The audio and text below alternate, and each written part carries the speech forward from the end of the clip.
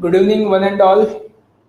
I am Niranjan Oak, Senior Research Associate at Maritime History Society, and it is my humble privilege to welcome you all to the first monsoon musing of 2021 Admiral J.G. Nadkarni Memorial Lecture. We are extremely privileged to have 23rd Chief of Naval Staff, Admiral Sunil Lamba retired, to deliver today's Admiral J.G. Nadkarni Memorial Lecture. This is the second commemorative talk in memory of 14th Chief of Naval Staff and former Chief Patron MHS Admiral J.G. Nadkarni on his death anniversary. To talk more about late Admiral J.G. Nadkarni and to reminisce his memories, we have his son with us, Rear Admiral Ravindra Nadkarni, retired. Before we formally begin, let me talk about the MHS. The Maritime History Society was founded by late Vice Admiral M.P. Avati in 1978. He envisaged the society as a premier research organization dealing with maritime affairs, especially the Indian maritime history and heritage. MHS has always endeavored to live up to the founder's vision. Today, the organization is standing tall with its outreach activities through the educational programs and various projects undertaken in vast domain of maritime affairs. The society maintains an interim naval heritage gallery at its premises at Fort Mumbai. With this background, I would like to proceed towards the main event. Today, we have Rear Admiral Ravindra Nadkarni retired to reminisce his memories of Admiral J.G. Nadkarni.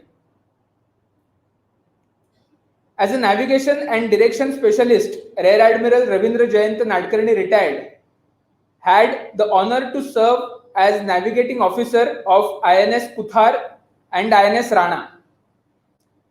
He had the distinction of commanding one ship in each rank from lieutenant to captain. Apart from important staff appointments and instructional appointments, he has excelled at offshore sailing in particular. He was a member of tri-service sailing team which sailed on board Indian naval sailing vessel Samudra during her round-the-world sailing expedition in 1988-89. Rear Admiral Nadkarni, retired, is a recipient of Vishishta Seva Medal in 2014 and Ati Vishishta Seva Medal in 2019. With this introduction, I would like to invite Rear Admiral Nadkarni to reminisce memories of late Admiral J.G. Nadkarni. Sir, the floor is yours.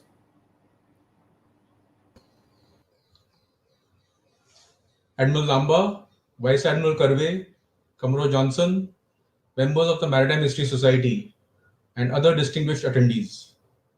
I consider it a privilege to have been invited with the Maritime History Society for this, the second Admiral J.G. Nadkarni Memorial Lecture, as part of its Monsoon Musings 2021, on what is today my late father's third death anniversary. I am especially happy to have Admiral Sunil Lamba as a speaker for today's lecture, whom I have served under at various points of my naval career and have a very high regard for, both professionally as well as personally. I have been asked to speak briefly on my father, the late Admiral J.G. Nadkarni, former Chief of Naval Staff, as well as the Chief Patron of the Maritime History Society. While doing so, I do not intend to merely recount the highlights of his service career, most of which are no doubt well known to this audience, but rather how I saw him as a seafarer and as a naval officer. My father's career is one of those rare stories of talent meeting opportunity and taking him to the greatest heights. He was born in a lower middle class Maharashtrian family in Girgaon in Bombay, where he spent most of his childhood. His father, that is my paternal grandfather, had in fact migrated to Bombay from Karwar at the turn of the century. He attended the Chikitsak Samuha Marathi Medium School up till the 7th standard. In his own words, his performance till the 4th standard was somewhat unremarkable, but in the next 3 years, His latent talent bloomed under some very good teachers, and he topped his class throughout. Despite being in the Marathi medium school, his English and mathematics teachers gave him a good grounding in these subjects, which were to be extremely useful when he joined the T.S. Dufferin, the Sea Cadet, where he spent another 3 years, passing out with a distinction. Thereafter, he was selected for the Royal Indian Navy and proceeded to the United Kingdom for 5 years of training, where again he excelled, attaining a maximum of 18 months of sub-lieutenant seniority, which was possible in those days. The pursuit of excellence was something that my father maintained throughout his career, and he is widely considered the foremost navigator and seaman of his generation. He often used to tell me, if there is something worth doing, it is worth doing well. In those days, when modern position fixing aids still have to make the appearance, his skill, speed, and accuracy at taking astro sights are still remembered with awe. After retirement, he donated his midshipman's astro sight book to the Navigation Direction School, and it is truly remarkable to see the degree of proficiency and accuracy he had attained even at that early stage in his career. His ex-cadets who served with him when he was the TS-1 on the old cruiser INS Delhi, many of whom went on to become senior admirals, also praised his boat handling ability. This was just an extension of his skill as a ship handler, and he could literally handle the 9,000-ton Delhi like a motorboat. I remember one anecdote told to me by a former gunnery officer when Delhi was coming alongside Mysore and they appeared likely to touch, which was reported duly to the bridge. With his typical wit, my father conveyed to the forecastle, stand by to bear off with a boat hook. But more than just doing all these things well himself, he was ever ready to take under his wing young officers and cadets and teach them the same skills, whether it be sight taking, boat handling, or any other basic seamanship knowledge. My father read voraciously whatever he could get his hands on and came to acquire unsurpassed knowledge and deep insights into maritime history, strategy, geopolitics, and military affairs. His interests also did not stop there, but encompassed a range of other subjects, including the fine arts, photography, as well as films of various genres. He was also one of the rare breed of officer who was not only an outstanding professional, but also an exemplary human being and a leader who was admired by his peers and revered by all those who served under him. Besides his many career milestones and his association with the MHS, I think he would also be remembered as one of the visionaries who conceptualized and initiated major projects such as the Karwar Naval Base and the Indian Naval Academy, as well as setting up the Navy Foundation. Here in Pune, he was also one of the founders and the first director of the Center for Advanced Strategic Studies, a think tank which I'm happy to say is still going strong. Coming from a family with its roots in Karwar and Bombay, my father was no stranger to the sea. In fact, on the lighter side, this division in his ancestry caused a bit of a problem when he became the CNS, as both Maharashtra and Karnataka claimed him as their own. As his naval career progressed, his interest grew into a deep love for the sea and all things maritime. I think this was also furthered by the years spent in the UK, first during his ab initio training, and a few years later when he proceeded for his long ND course at HMS Dryad. Though we Indians may have strong views about the British today as our former colonial masters, there is no denying the fact that they have long been amongst the most sea-minded nations and greatly cherish their maritime history, heritage, and tradition. I am sure many of you would have heard the famous quote of Admiral Andrew Brown Cunningham, popularly known as ABC, who commanded the Mediterranean Fleet during the Second World War. And I quote, "It takes 3 years to build a ship, it takes 300 to build a tradition," unquote. In fact, the saying, "the sun never sets on the British Empire," could be largely attributed to Britannia ruling the waves for much of 4 centuries. My father used to bemoan the fact that India, despite having such a long coastline, located dead center of the world's most influential ocean, with island territories of great strategic value and a rich history of seafaring, did not possess this maritime character, which was a primary reason why we had not yet developed into a great maritime nation. One of his pet phrases was that most Indians went to the beach only to eat bhelpuri or chaat rather than for doing some sailing or other water sports. Another one of his peeves was that common Indians did not possess a sense of history, and this is something I'm sure all of those in the audience would agree with. One has only to see some of our majestic historical edifices and artifacts to realize this sad truth. Many are defaced by silly graffiti, others have electric cables dangling from the ceiling, and yet others, like former wadas and forts, under the state of neglect with thick, tall grass that attracts only stray cows, not tourists. The founding of the Maritime History Society by Admiral Awati, wholly supported by my father, was meant to fill this vacuum by enhancing our historical awareness and taking pride in our heritage. In fact, it was only due to the unshakable resolve of and the impetus given by both these admirals as the first two chief patrons in collaboration with the remarkable Professor Arunachalam and ably supported by dedicated curators such as Commanders Unnithan and Mohan Narayan and Commodore Johnson that the amateurs did not falter and fade away, but has grown from strength to strength in what is now its 43rd year. During amateurs lectures and seminars, both my father and Admiral Awati kept exhorting young officers to read more and more about maritime history, not only to expand their horizons, but also as a means of appreciating the skills possessed by ancestors in seamanship and navigation, as well as analyzing historic sea battles to enrich their own professional skills. No doubt, both these former chief patrons would be very much happy to see that the amateurs has today taken their legacy much further and grown in stature considerably in the process. Lectures such as the Monsoon Musing series would further the cause of spreading awareness about India's maritime history and heritage amongst our citizens and motivate many youngsters to take up a career at sea.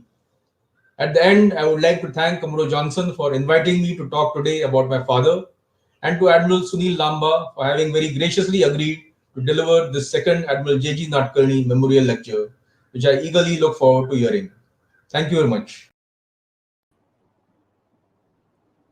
Thank you, sir, for those memories of Admiral J.G. Nadkarni, beginning his career from a very humble background right up to CNS level. Thank you so much. Now, I would like to invite Admiral Sunil Lamba, retired, for delivering Admiral J.G. Nadkarni Memorial Lecture. An alumnus of National Defence Academy, Khadakwasla, the Defence Services Staff College, Wellington, the College of Defence Management, Secunderabad, and the Royal College of Defence Studies, London, Admiral Sunil Lamba assumed command of the Indian Navy as 23rd Chief of Naval Staff on 31st May 2016. He was appointed Chairman, Chiefs of Staff Committee on 31st December 2016. Admiral Lamba is a specialist in navigation and aircraft direction and has served as the navigation and operations officer aboard several ships in both the eastern and western fleets of the Indian Navy. He has nearly 4 decades of naval experience, which includes tenures at sea and ashore, the latter in various headquarters, operational and training establishments, as also tri-service institutions. On elevation to flag rank, Admiral Lamba tenanted several significant assignments in the Navy. Upon his appointment as the Vice Chief of the Naval Staff, the Admiral streamlined the framework for transformation of the Navy's combat capabilities and infrastructure development. For his exceptional services to the nation, the President of India has first awarded Admiral Lamba the Ati Vishishta Seva Medal and then the Parama Vishishta Seva Medal. He is also the honorary aide-de-camp to the President. On 7th June 2019, he took over as the chairman of National Maritime Foundation, New Delhi. With this introduction, I request Admiral Lamba to deliver the Admiral J.G. Nadkarni Memorial Lecture. Over to you, Admiral Lamba.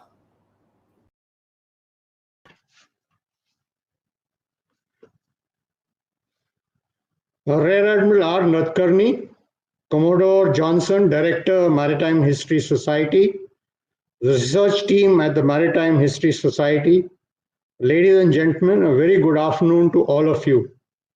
At the outset, I would like to express my deepest gratitude to the Maritime History Society for giving me the opportunity of delivering the second Admiral J.G. Nadkarni commemorative address on the topic Legacy of Seafaring and Nautical Practices in the Indian Context.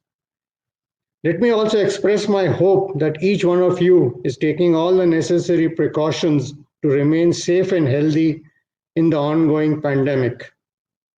At the outset, I must confess that I am no historian, but was a practicing navigator like Admiral Nadkarni, having specialized in navigation and direction. We Indians tend to forget that we have a very rich maritime legacy going back centuries.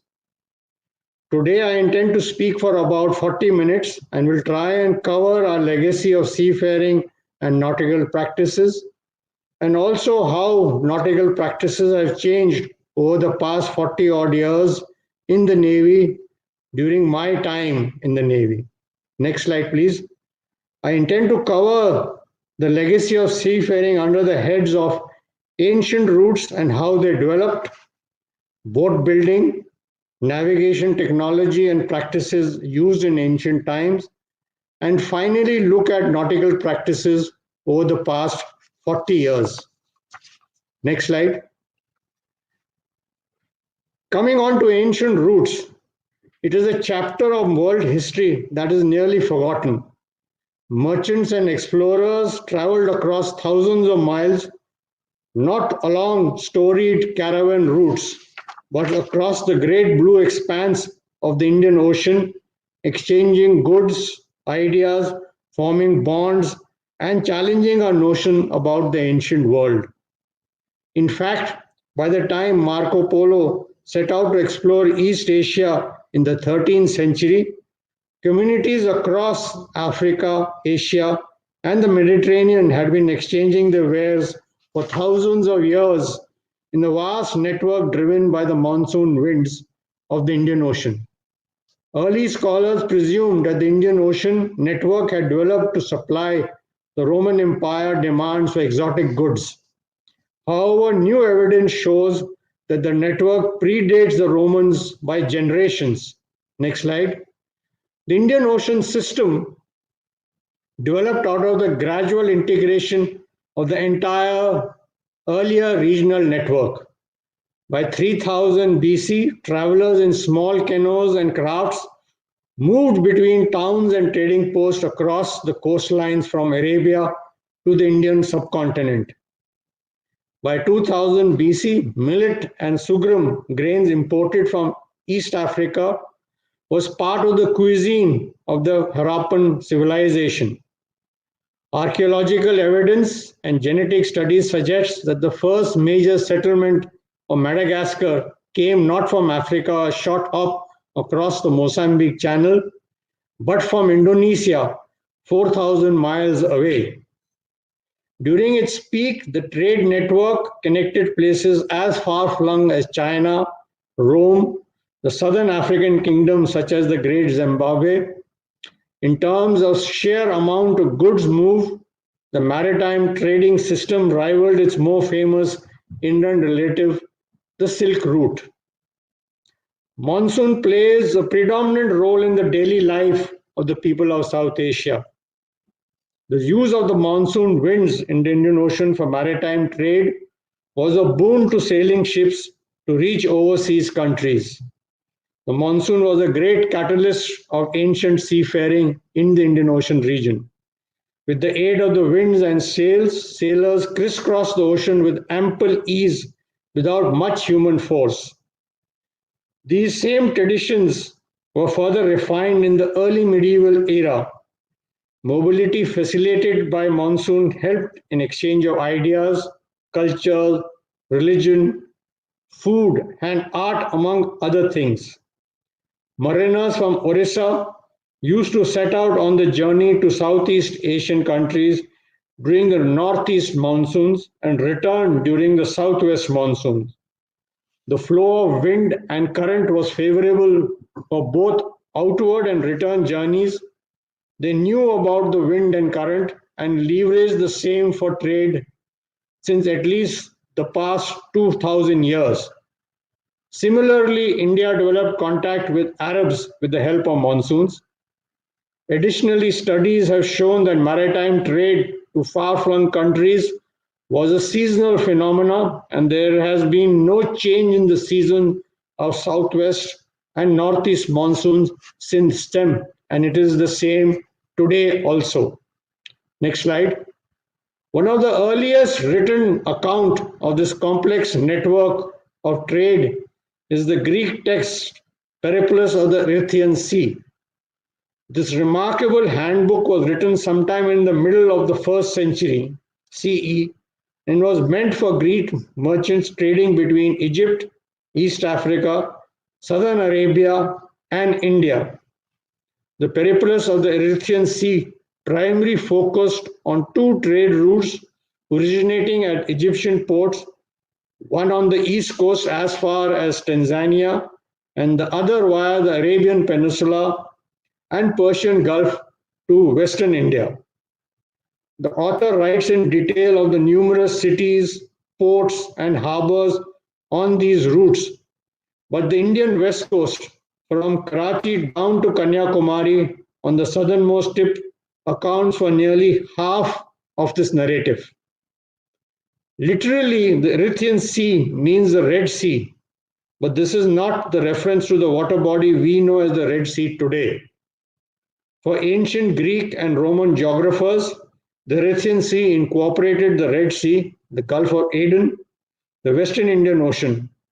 Written over 1900 years ago and more than 1400 years before Vasco da Gama discovered the trade route to India, the Periplus is a window into the diverse world of the Indian Ocean. By this time, this merchant drafted his deliberations on traversing the Western Indian Ocean. Mediterranean trade with India had been on the rise for 3 centuries by Indian and Arab mariners who plied the Indian Ocean years before the Greek ships entered these waters. The seamen maneuvered the monsoon winds, as I have said earlier. Until about a century before the Periplus was written, while these goods were frequently traded between India and the Mediterranean, the Greek merchants depended primarily on the Indian and Arab counterparts for access to India. Mastery over the monsoon was so integral to the entire trading world that for every port that the Periplus mentions, it also makes sure to note the most suitable months in which to make the journey. The Periplus also tells us of 3 vital but overlooked aspects of ancient Indian Ocean trade. First, the port, harbors, and the metropolis located on the Indian Ocean coast, the Periplus mentions, may not be as well known today, but was some of the most vibrant trading centers of the world at that time. The Indian port city of Bharuch in present-day Gujarat, which was also a major manufacturing center, features predominantly in the Greek Merchant's Handbook. The Periplus mentions nearly 20 Indian ports, markets, and towns, painting a picture of a buzzing world of trade, production, and social exchanges around 50 CE. Over the centuries that followed, Indian ports, urban and commercial centers rose to prominence as some of the biggest cities of the medieval world. The world that the Periplus describes and that developed over the centuries into a network of some of the world's richest cities is far removed from our own times.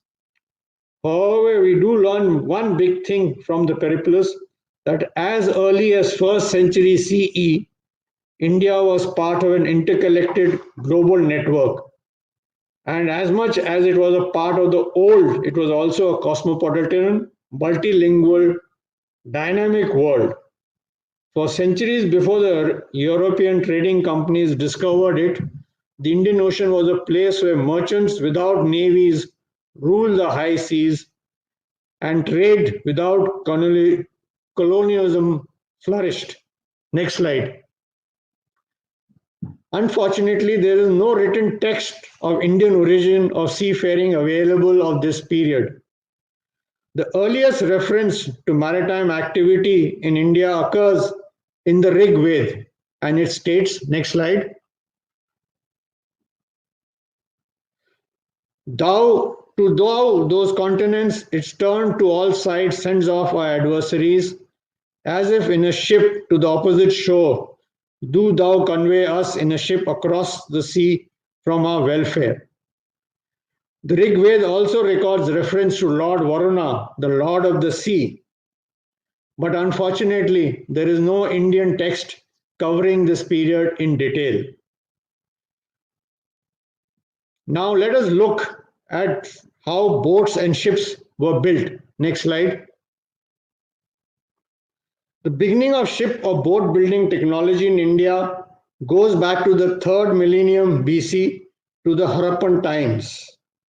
The Harappan or the Indus Valley civilization constructed the first tidal dock of the world for berthing and servicing ship at the port town of Lothal. The discovery of the Lothal port and dock in 1955 highlighted the maritime aspect of the Indus civilization. Next slide. The terracotta model of a boat from Lothal and the engravings on Indus seals give some ideas of ships going to sea.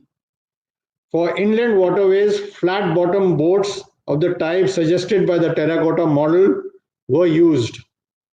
In this connection, it may be noted that even today, flat-bottom boats made of reeds are used for carrying men and light goods. Perhaps the Harappan used similar boats in the lakes and rivers also. Trade on the high seas and along the coast was possible because the ships were fitted with sails. The Harappan ships must have been as big as the modern-day country craft today. On this analogy, it can be assumed that loads up to 60 tons could have been carried by these ships.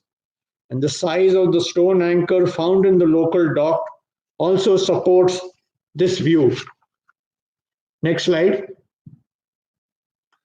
The 11th century Sanskrit text Yukti Kalapatru classifies crafts into river boats and sea-going vessels, Samanya or ordinary and Vishesh or special, and further subdivides them into those with or without cabins.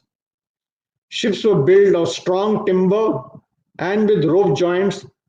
Iron nails were not preferred and the vessel were niloham or without iron. India had an immense variety of design of inshore and nearshore fishing crafts, ranging from rafts, catamarans, to dugout canoes, and even small plank-built boats, generally of less than 3 tons. Much fewer forms of coasting boats, 10 to 30 tons, like the Toni or the Machua. Next slide. Of the west coast and the keelless Masula, the next slide, of the east coast are also known. However, the sea-going craft voyaging across the seas were much fewer in type. Till about the 16th century, the sea-going vessels were small and mostly of the size ranging between 150 to 300 tons, and it was only later that the boat design of up to 650 tons came into being. They were mostly undecked, carried a single mast and sails, and probably had no rudder. In the Arabian Sea, till around 1500, vessels of the west coast fell broadly into two classes: a more truly indigenous design, next slide, of Konkan and Malabar, strongly reflected in the Patimar or Patimari and the Odom boat form of North Konkan, Gujarat, and Kathiawar and Kutch, with strong affinities both in form and make with vessels of the Arab or Omani coast. In this latter class belongs the Kutch Kotia. Next slide.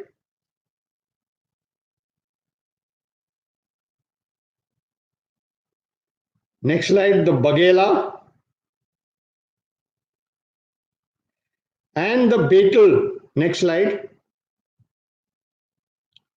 Of Mumbai, Gujarat coast, with strong kingships with Arab, Jazan, Sumbuk, Boom, and Badan. Next slide. The seagoing vessels of the Arabian Sea were built all along the west coast of India. Notwithstanding the common features of stitching, there appears to be a wide range of variations in the practice of shipbuilding in terms of methods and patterns of stitching, plank fitting, and construction methods. Coming on to sails in use in the North Indian Ocean waters were square or rectangular foresails. Around the 13th century, the baggy fore and aft lantern sails came into use somewhere along the west coast of India. Anchors in use were also, in all probability, were of stone or wooden anchors. Even the stern rudder with the tiller head came about at the same time as the lantern sails, and prior to it, quarter rudders may have been used. Although the single-masted Arabian Sea vessels around the time of the advent of the Portuguese were small in size, around 150 to 250 tons, the Portuguese chroniclers record that these vessels were larger than their own and more spacious. With the arrival of a large number of European colonial trading vessels in the 17th and 16th and 17th centuries, a lot of changes crept into shipbuilding technology of the Arabian Sea. European shipwrights came across as good boat building craftsmen of Indian shores, but they also noted that vessels made from teak were superior in their seaworthiness and durability. Increasing use of iron nails, bolts, and screws in planking and caulking to make the vessel leak-proof were the positive benefits. The Indian shipwrights started building larger vessels of 600 to 700 tons. Multi-masted, multi-level sails were yet another advance following the European vessels. Even in the build of the vessels and their form and appearance, marked changes became visible. The seagoing vessels that plied the waters of the Arabian Sea during the 16th to 18th century, that is, after the advent of the European maritime trade, are better known than those of the earlier times. Vessels of the northern part of the Arabian Sea, especially Kutch, Gujarat, and North Konkan, had a persisting strong affinity to the Arab or the Omani prototype, though with distinct local characteristics. Next slide. The Malabar Odom, or its larger version, the Valai Odom, built in Bepur, Tanur, Kasargod, or Kolam, was an open-decked vessel with stern and bow platform, around mast kitchen galley, and weather shelters. In the past, it used to be stitched, but is nailed today, and the present-day Uru, next slide, of Bepur is a larger motorized version of the sleek Odom. Next slide, these are some images of the Uru. Next.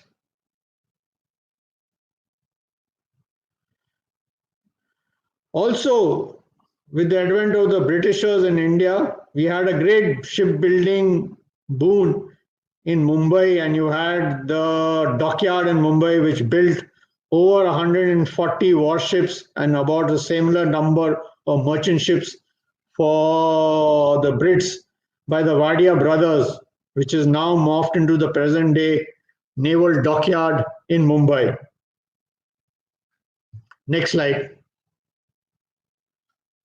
Material evidence concerning East Coast boat building techniques and methods are even more scarce and meager in comparison to the West Coast.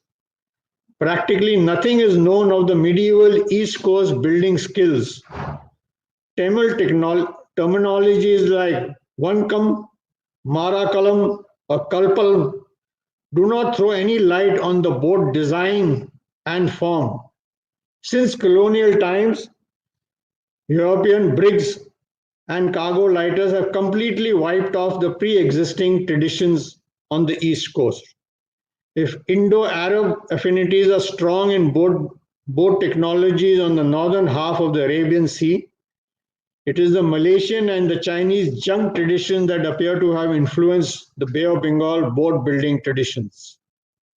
The word sampang occurs in Tamil sea folk literature from the 15th century onwards. So too Sampan and Jong in Bengal.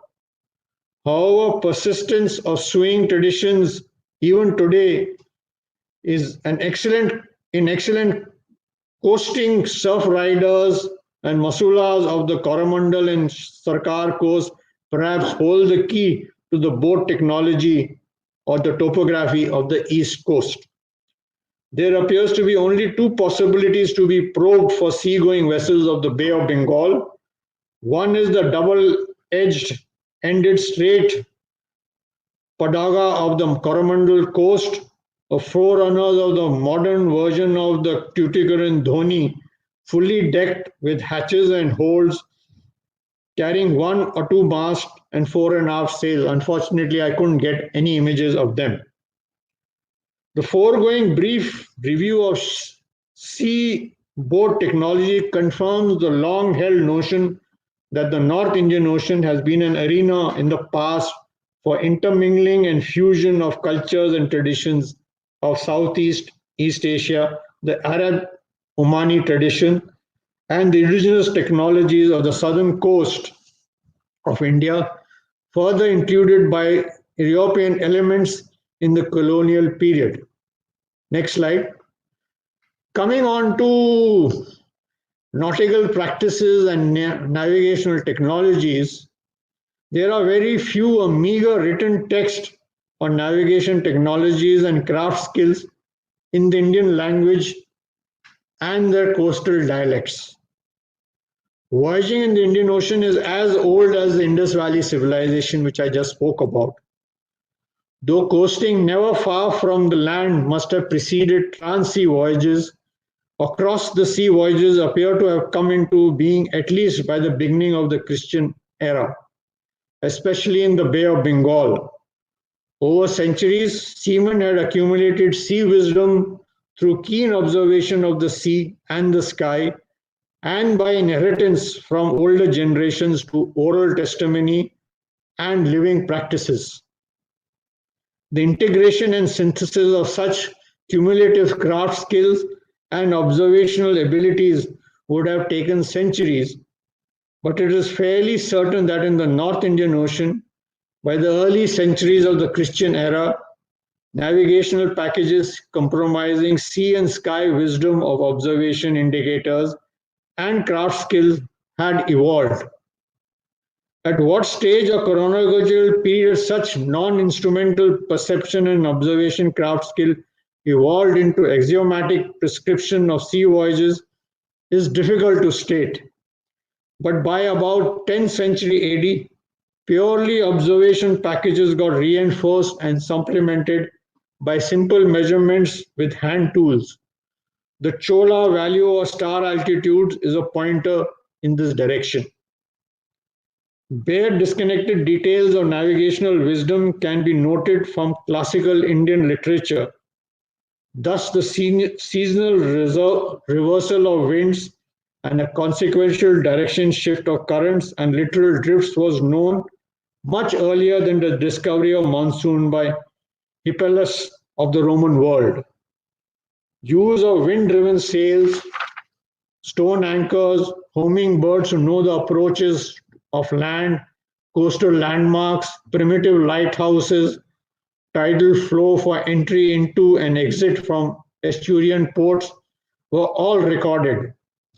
Relationship between wind, weather, storm and clouds and their seasonality or distribution were noted through experience over years to determine period of fair weather and safe for voyage. Yet it is not till medieval times that a synthesized near-total navigation package evolved. At the present state of our knowledge, it appears that the earliest recognized navigation package of the North Indian Ocean is the Chola mode of navigation. Next slide, please. Belonging to the 11th to 13th century AD. Although it may be stated taking shape around the Pallava time, that is the 7th century, however, this package probably did not develop into full bloom because of the decline of the Cholas. But residues have survived in the Arab Sea manual references as well as the Lakshadweep island tradition and testimonies of the Jaffna Tamils. Between the 13th and 16th century, a number of Arab Sea manuals that were total packages of navigational wisdom of the contemporary times came to be written. Among the works of Ibn Majid and Sulaiman al-Mahari are the most outstanding. These not only record the Arab and Omani craft skills, but the relevance in Indian context arise from their references to the Indian coast and ports. Comparative navigational knowledge of the Indian seamen, especially the Kutchi Gujaratis, the Konkanis, the Malabaris, and the Chola navigators in the North Indian Ocean waters. However, no significant nautical work in Indian language is traceable, though there is talk of the possibility of Ibn Majid having access to Tamil pilot books of the Chola period. Still later to evolve was the Kutchi Gujarati Pothis, showing strong Arab influence merging with local Hindu notions. A distinct hybrid form of sea manual in Arabic Tamil and Arabic Malayalam has survived in the isolation in the traditions of Lakshadweep seamen, many of whom have written them for their own practical use. Possibly similar text lies unexplored on the east coast of India as well as Sri Lanka. Navigation wisdom as revealed in these texts primarily consists of wind lore, current lore, tide and sea conditions in different months and seasons, stellar knowledge for use in practical navigation, safe weather and seasons for voyage from specific ports, astrological prescriptions for voyages, and landmarks for identification of coast, to name a few. Navigation was in the past an art based on the cumulative package of craft wisdom, rich sea experience, and well-cultivated sense of environmental prescription and judgment. The magnetic compass, the sextant, the station point finder, the nautical charts, and modern sounding techniques all came into use one after the other since late medieval times, together with improved versions of sails and rudders. The safety of earlier voyages surely depended on the stability of the vessel in rough seas and foul weather, and the sailor's cognitive prescription of the sea environment. The keen observation and understanding of every mood of the sea flare or foul was thus an essential prerequisite for every seaman in that time. Next slide. Let's look at the basic nautical parameters that need to be measured to aid navigation, and they include depth, time, distance, and direction. And these include both the unit and the devices. All unit of measurements of the above parameters are notional concept derived from prescription in the cognitive environment. The depth in fathoms is known by several terms such as yam, bam, tan, bagam, maru in the Indian seaman dialect. Within the shallow waters, a bamboo or a casuarina paddle pole is used to measure. For example, the Kerala Bosa. The lead line, like the Muddat or the Boda, knotted at specific intervals with distinct identity markers, is used in waters of moderate depth.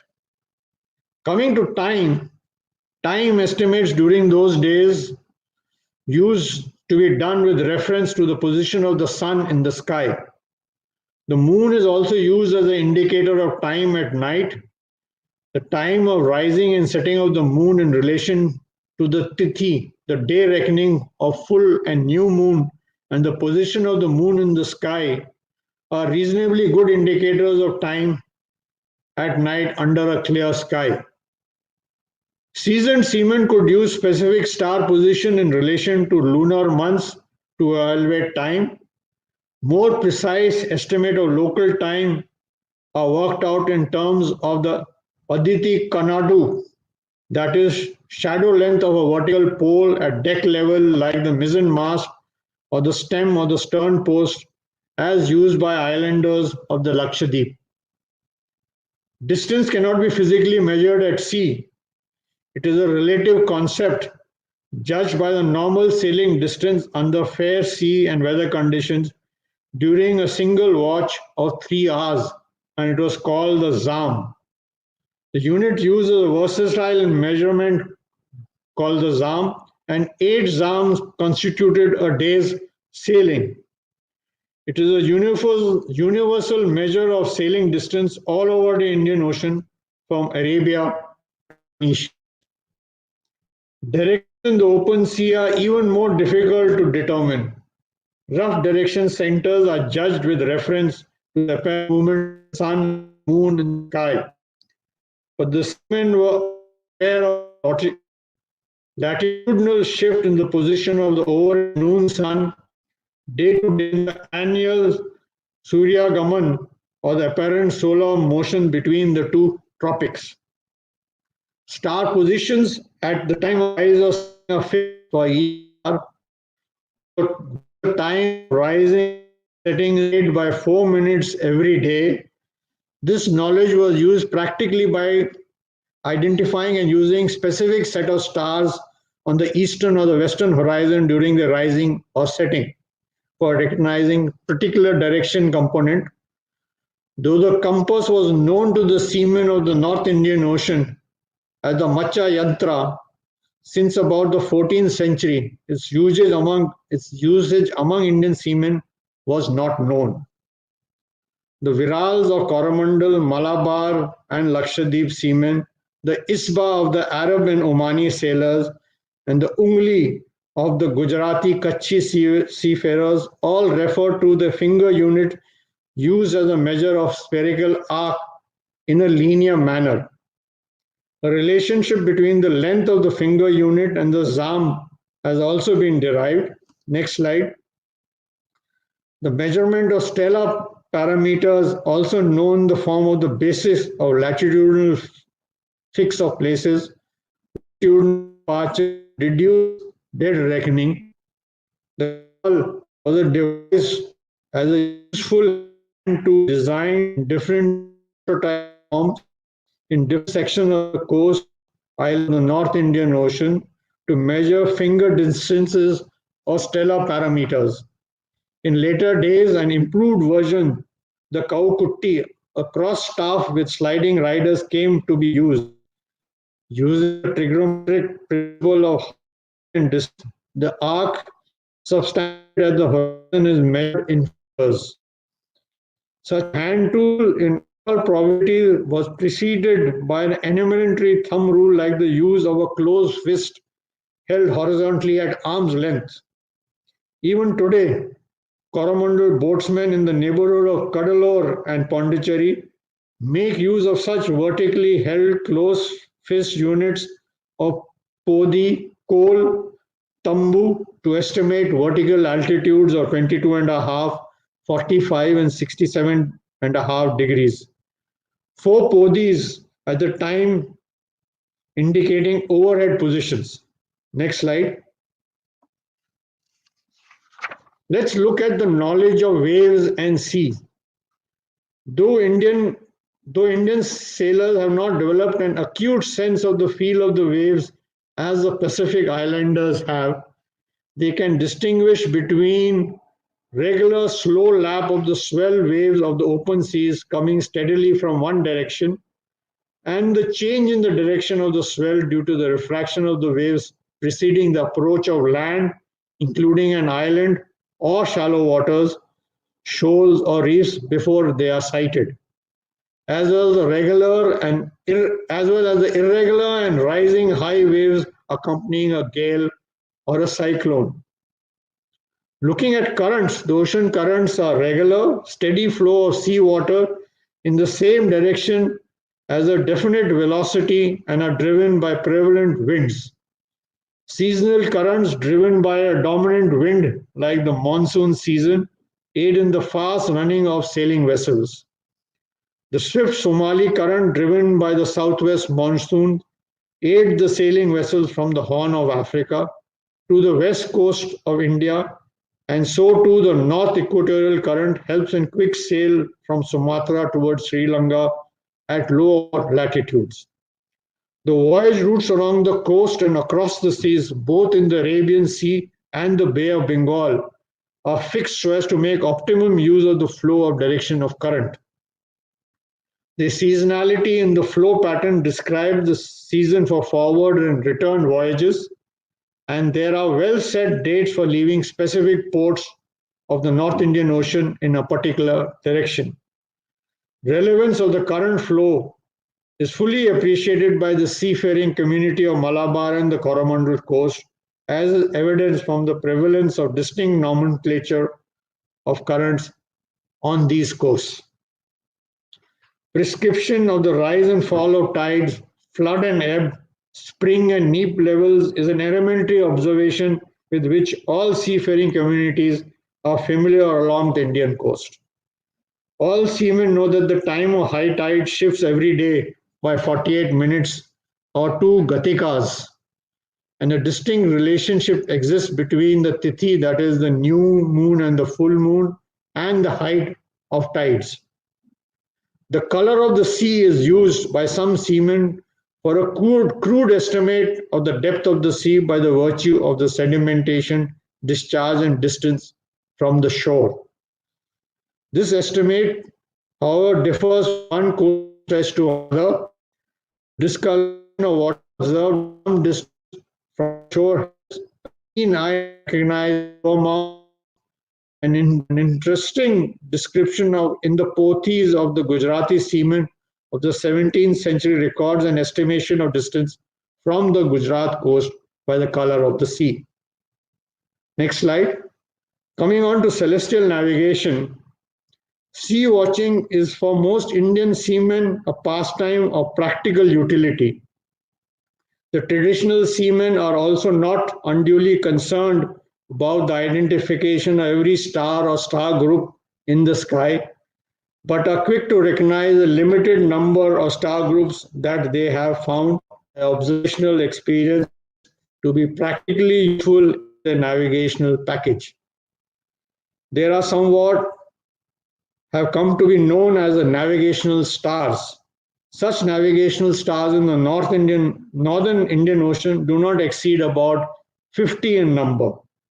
Their choice depends upon the navigational purpose, direction finding, port identification, location, latitude, longitude, fix, and stellar redirection. Seamen of each regional community have their own star packages for different altitudes or different utilities. By, by comparison, shows that many star usages are common, though with different nomenclatures, but some stars used are distinct and specific to individual regions.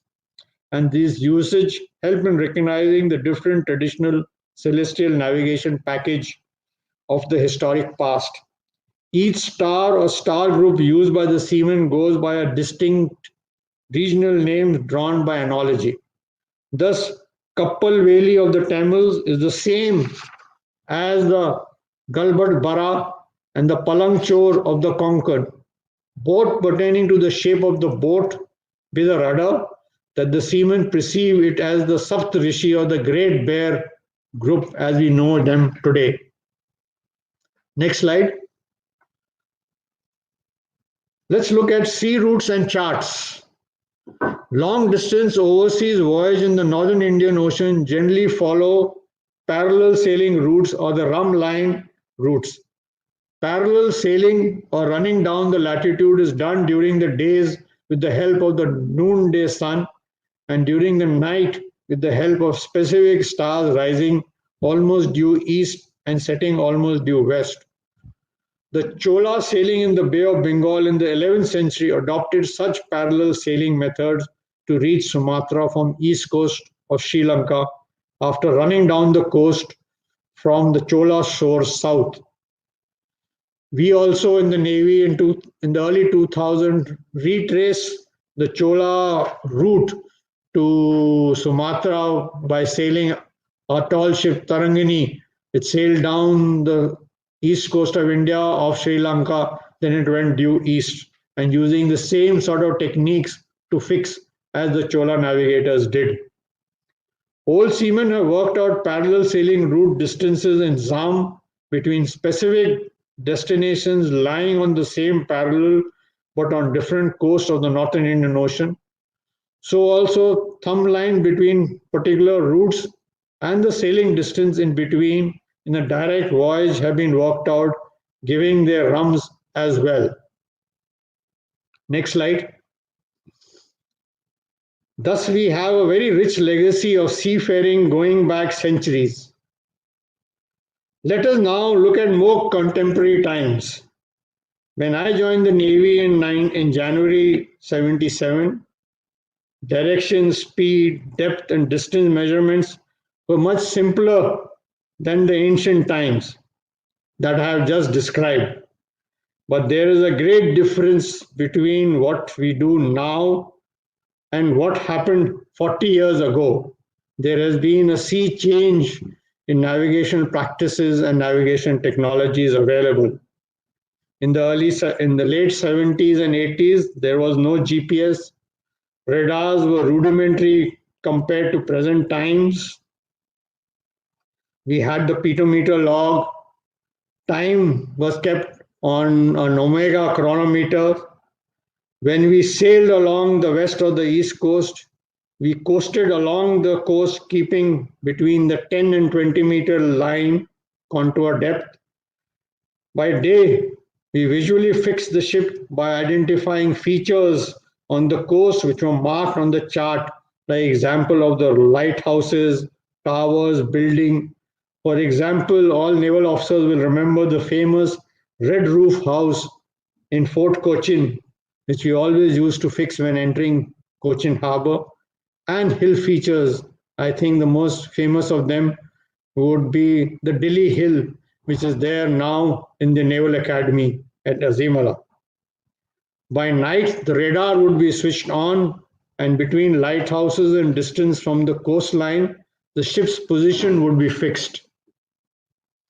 Astronavigation, or using the sun and the stars to fix the ship, played a very big part when we were out of range from shore objects. Both the sun and the stars were used to fix the ship, and we had the sun-run sun or the sun-run Meralt. The morning and evening stars and the rapid sights were all the norm of the navigator and the under-training officers on board. We all knew about 20-odd navigational stars like the back of the hand, and I can still identify most of them in the night sky even today. Equipment like logs, gyros, compasses were of a different generation. The gyro compass took 5 to 6 hours to settle. The navigator's chronometer was off limit to everybody other than the navigator's yeoman, and he would do a time check every morning with the BBC time signal at 7:30 in the morning, and then give a time check to the rest of the ship where all the watches were set at 8 o'clock. The navigator had his own sextant, which only he could use or touch. I distinctly remember the first two satellite navigators came as part of a monsoon experiment along with the United States, and two sets came in July 1977, and they were fitted on board the old Byas and Betwa. Thereafter, after the exercise was over, they were returned back to the US. There were only 4 satellites in that constellation at that particular time, and one would have to wait 8 to 10 hours to get a fix on those satellite navigators. Next slide. Charts have also evolved during the period from black to multicolored and now onto electronic charts. The next few slides are showing charts of different time period. This one is from 1597, shows the location of the Periplus of the Erythraean Sea. Next. This is a chart of 1596 of the Arabian Sea and the Indian coast. Next slide.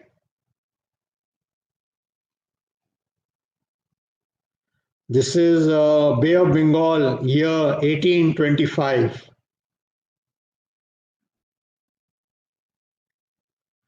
Next slide.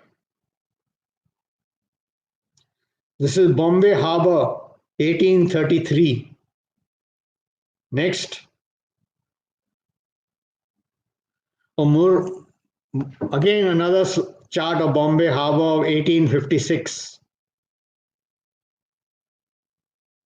Next. A more modern colored chart of the approaches to Bombay, which is dates 2003. Next. And this is the present day electronic chart. Next slide. These are some historical charts. This is a Panjim port of the year 1898. Next.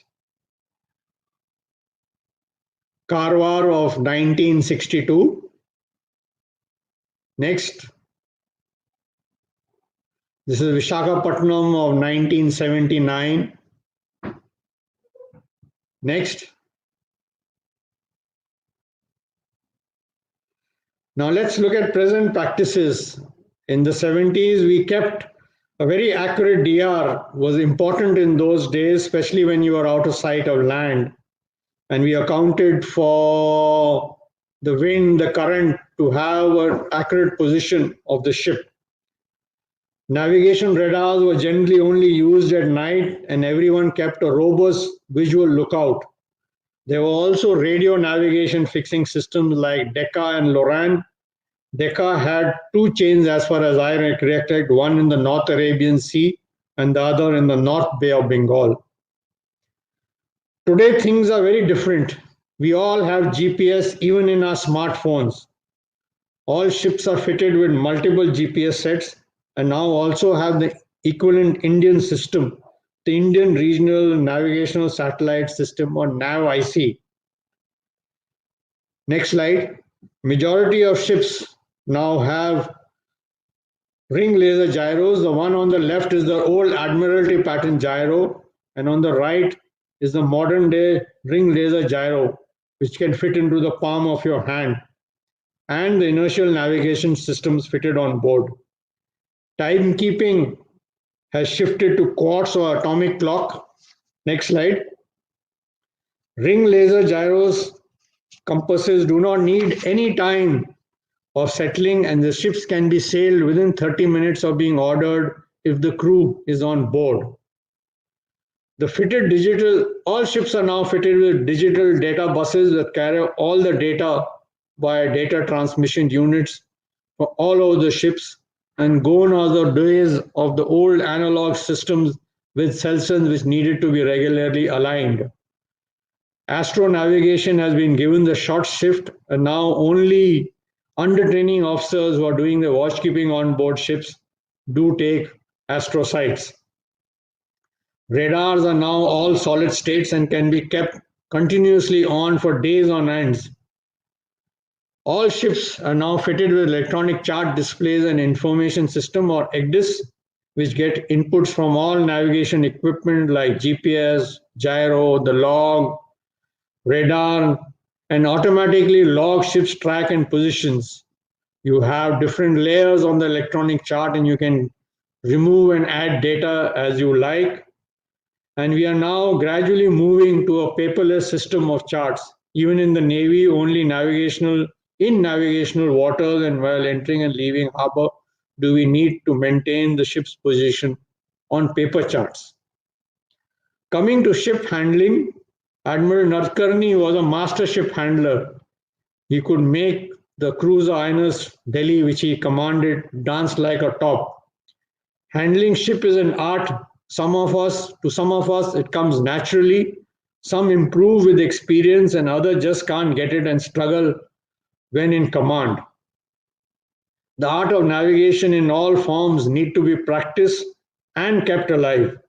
The total dependence on electronic means in GPS, in my view, is not the right way ahead. In the end, it has been my privilege to be closely associated with the Maritime History Society.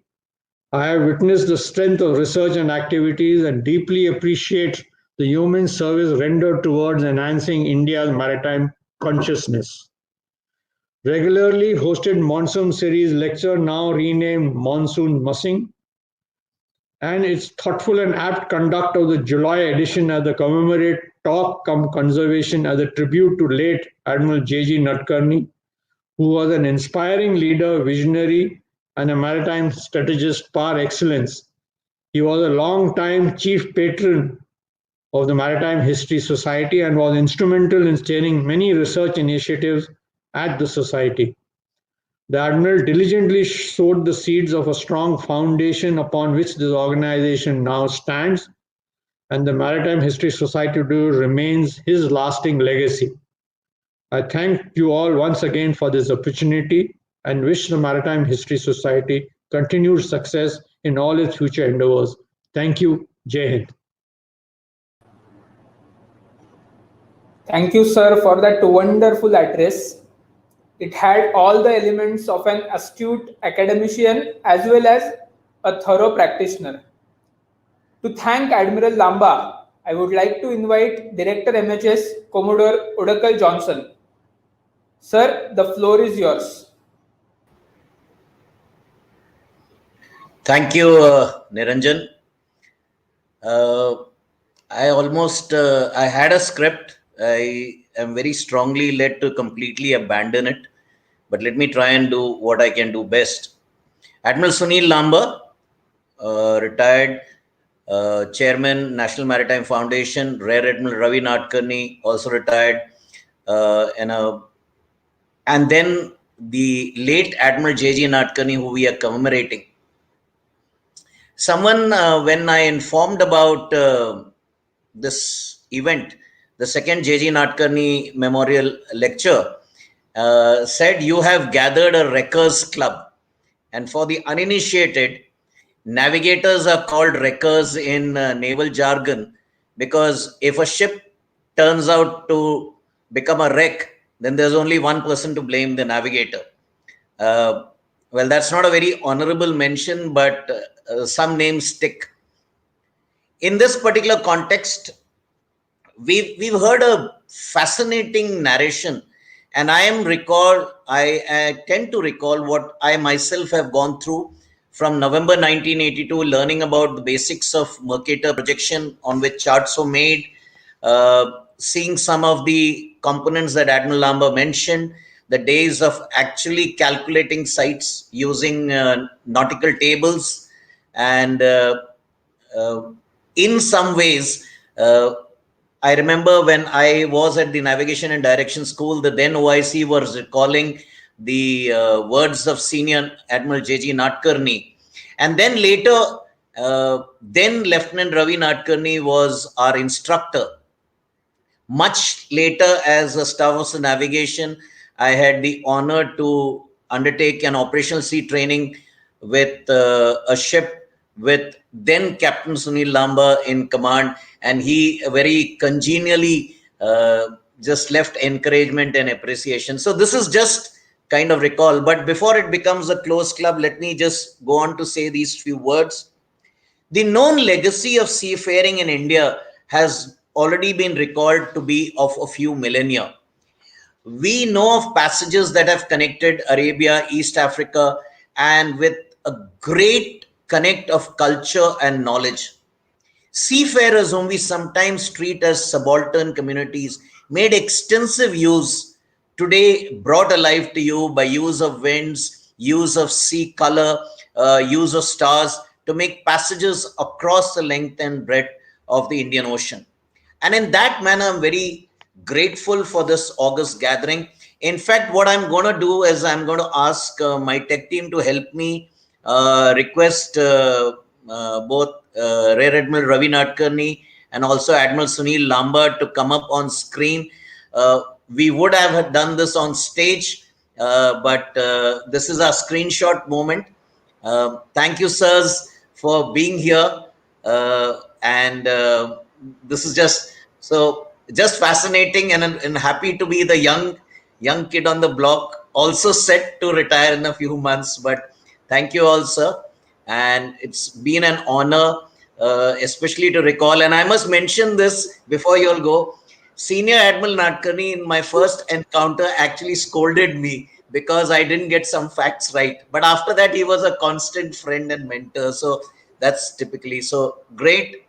Great occasion for former neighbor. That's Admiral Ravi Nadkarni and Admiral Sir. Admiral Lamba, you have been a great support to us at MHS at different stages when you were the vice chairman, even as chairman, and of course, as a chief, you have enabled some initiatives. I'm not going to publicly share much of it, but that has built us today to have a length and reach that is unparalleled. So thank you all, sir. And I'm very confident my team has taken the screenshots. But any live words, Admiral Lamba, sir?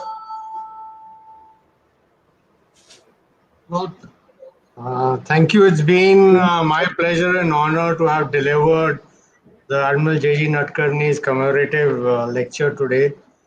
It's a fascinating subject, and I think we need more time to do more justice where you can talk more in detail.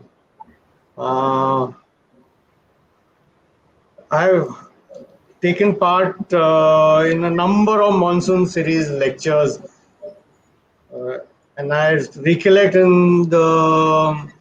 sometime in the 90s listening to a fascinating lecture given by a Brit lawyer on hygiene standards in the Royal Navy and the French Navy. And he reached a conclusion because the hygiene standards in the Royal Navy were better, and that is why they defeated the French in the Bay of Bengal. And that is one of the primary reasons why we speak English and not French. There have been some fascinating lectures which are part of the monsoon series, or now you call it monsoon mushing. I think this is a great initiative which the Maritime History Society continues to take, and I hope this legacy continues. Thank you. Thank you, sir. And thank you, Admiral Ravi Nadkarni, as my instructor, my neighbor. And any words from you, sir? Thank you, and good evening, Admiral Lamba, sir, and Evening. Johnson. It's been a privilege for me to speak a few words on my father today. And like I said, I think he was a inspiration for not only me, but for an entire series of generations of naval officers. And his professionalism, his knowledge, his way of teaching his youngsters, as well as his ability to convey his thoughts to others, in such a easy manner and with his typical wit. And most of all, I think the quality which endeared him to most people was his humility. And I think that is what will remain his legacy for generations to come. And I would also like to thank not only the Maritime History Society, but many other institutions which have been also set up by the Indian Navy, like, for example, the National Maritime Foundation. And here in Pune, we have an organization called the Indian Maritime Foundation. And all these are doing some amazing work in spreading maritime awareness amongst the civil population. Because for very long, we have been largely sea blinded type of people, and we have only seen, say, the frontiers to the north, without really realizing that we were actually colonized by uh, people who came from across the sea. So, therefore, this greater enhancement in our maritime awareness and especially our maritime history and heritage, I think, will go a long way in educating our population and hopefully motivate many people, especially our youngsters, to take up maritime careers, whether it be in the Navy or the Merchant Navy, for their life. So, thank you very much for inviting me, and it's been a privilege. Thank you, sirs. Request you all to stay connected, even as I just take on to the last bit of this talk and share a little about some of the things that we are going to do in a few more minutes. So, thank yous. I will just take the next part of the proceedings, sir. Ladies and gentlemen, you would agree it's been a fascinating evening, but it's not done. Allow me to just share and take forward some components which are left. I have great honor to announce, and I'll request the team to bring up the visual of the second JG Nadkarni Memorial Essay Competition, which will be on the website very soon. And to continue this commemoration, the MHS would want participants to take part in this lecture, which is in this essay competition, which will be on the topic monsoon in the Indian Ocean and its uses in navigation. We would want participants to explore multiple facets of the monsoon and its impact in the Indian Ocean region. A detailed list of subtopics will be coming up on the MHS website by Monday. And interested, in fact, it's already there, and interested people can go through it.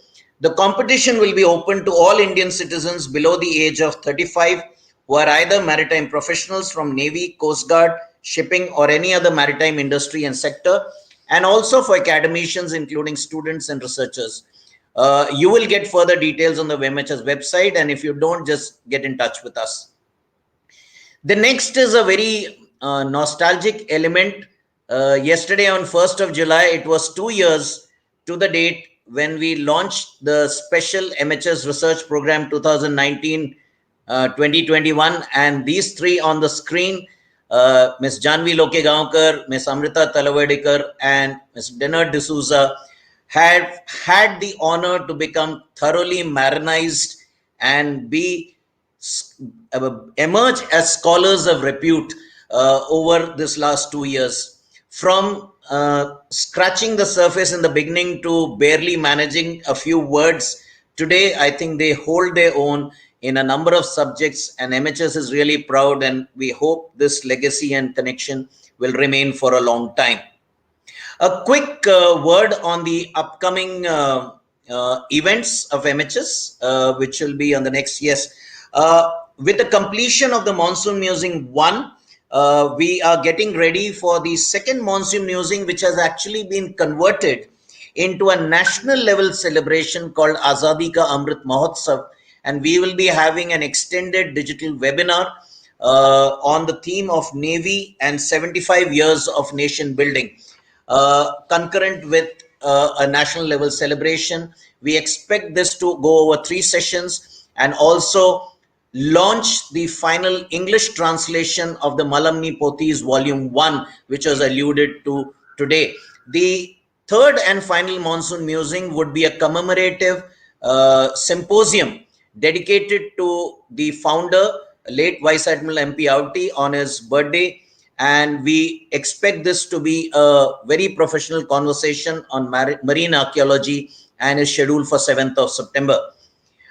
We will also have the the next annual MHS conclave somewhere in October, November 2021, as a collaborative presentation of in-house research as well as external scholars broadly on Indian nautical knowledge, and the details will emerge. So watch out for details.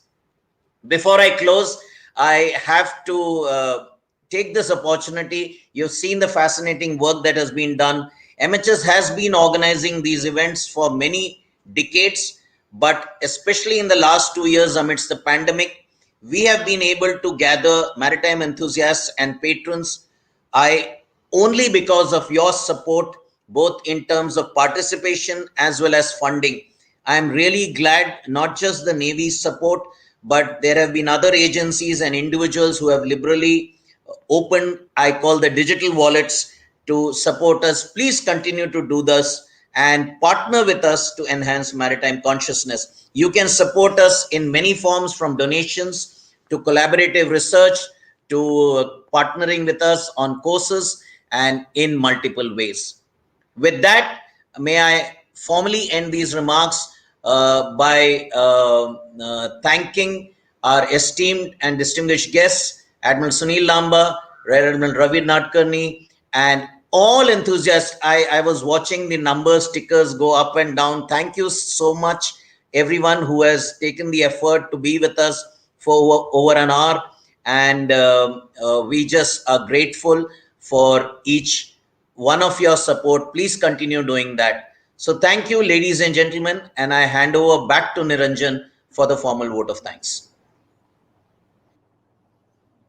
Thank you, Commodore Johnson. We are nearing the end of today's lecture, and let me present the formal vote of thanks. We have come to the end of second J.G. Nadkarni Memorial Lecture 2021 as a part of Monsoon Musing series of the MHS. But before we say goodbye, we would like to thank people involved in today's symposium, without whose support this event would not have been possible. I begin with thanking Admiral Sunil Lamba, retired, who delivered an engaging and insightful address. His 4 decades of naval experience was everywhere to be seen. His scholarly and thought-provoking address was a fitting tribute to late Admiral J.G. Nadkarni. Many thanks to Rear Admiral Ravindra Nadkarni for taking the viewers through the life of your father, late Admiral J.G. Nadkarni. We are thoroughly grateful for your special presence for today's address. Thank you, Commodore Oracle Johnson, Director and Head of Research at MHS, who has supported our efforts in conceptualizing and conducting the Monsoon Musing series. Thank you, sir, for your unflinching support to Team MHS. Last but not the least, I would like to congratulate Team MHS for tirelessly working to make things possible. It is because of your efforts that the commemorative lecture proceedings have gone smoothly. With that, we have reached the end of second Admiral J.G. Nadkarni Memorial Lecture as a part of Monsoon Musing series. Thank you all for your wonderful virtual presence. Thank you.